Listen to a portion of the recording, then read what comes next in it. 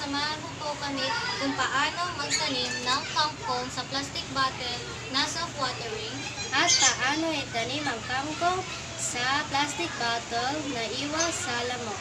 Gagamit natin ay plastic bottle na may mga butas, lupa, tubig, at kangkong cuttings.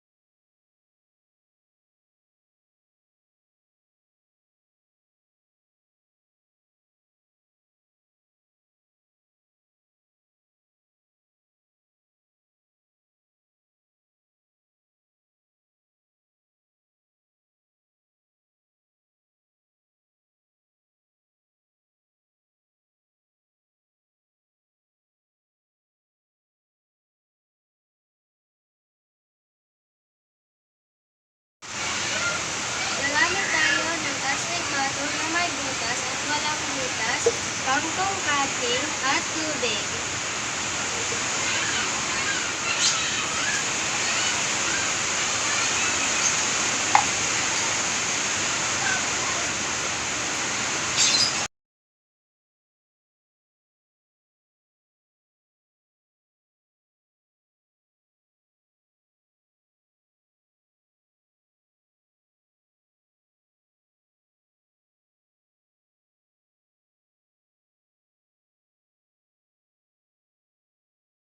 Tapos na po ang pagtanim ng kangkong, Kaya ito, may sabitan para isasabit po sa aming bakod.